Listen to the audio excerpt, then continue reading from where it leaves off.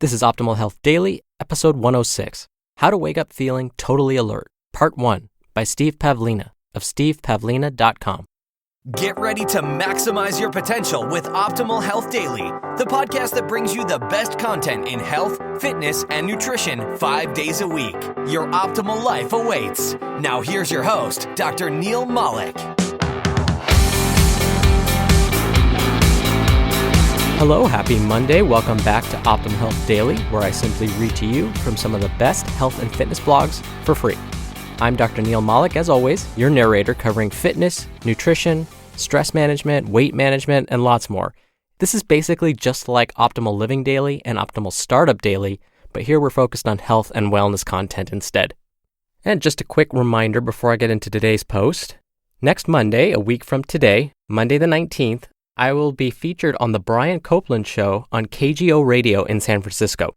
Every Monday, they do a segment called Motivation Monday, where they basically have a guest on to give the listeners tips on how to improve their lives, and they've asked yours truly to be a guest. So if you're able to tune in to KGO Radio, AM 810, from 3 to 3:30 p.m. Pacific Standard Time, you might hear me on the radio. And if you'd like more information, check out the host's website at briancopeland.com. Now, today's post about sleep and waking up feeling alert comes from Steve Pavlina, as I mentioned before. He experiments with stuff like this all the time. He once tried polyphasic sleep and was able to do it for 5.5 months.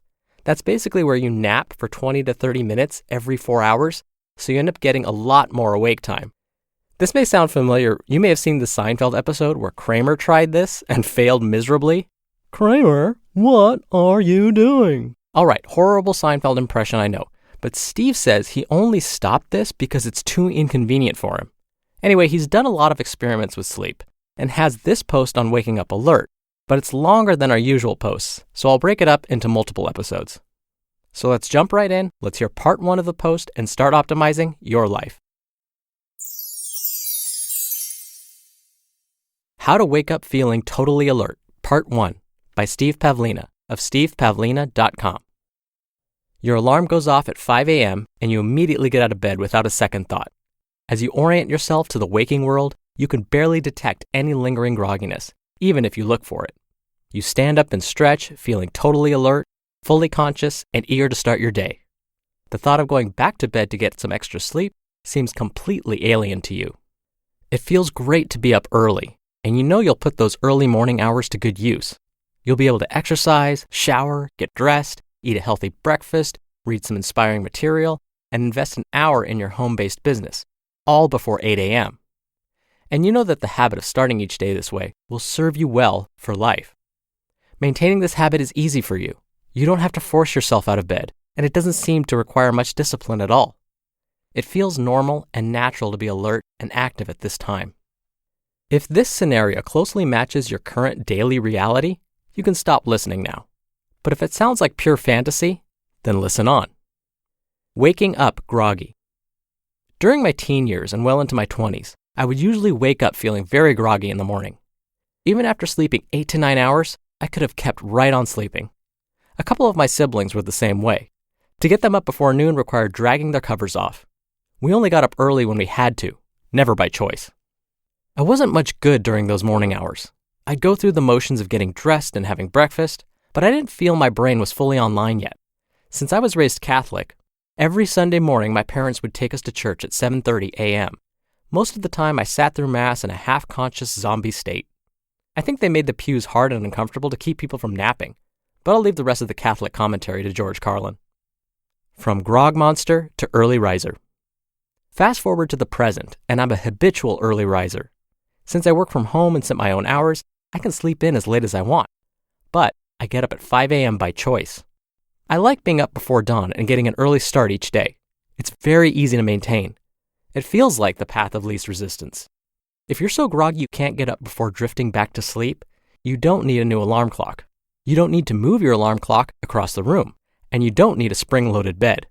What you really need is to address the factors that are making you wake up groggy in the first place.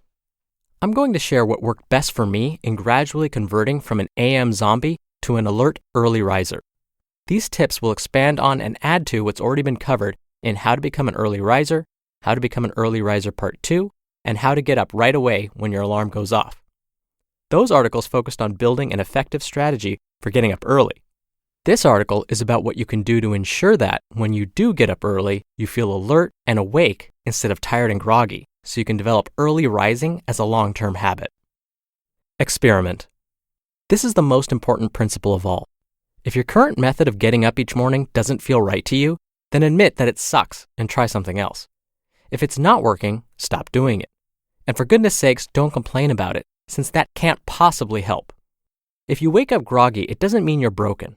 It just means you're making some physiological mistakes, and those mistakes can be corrected.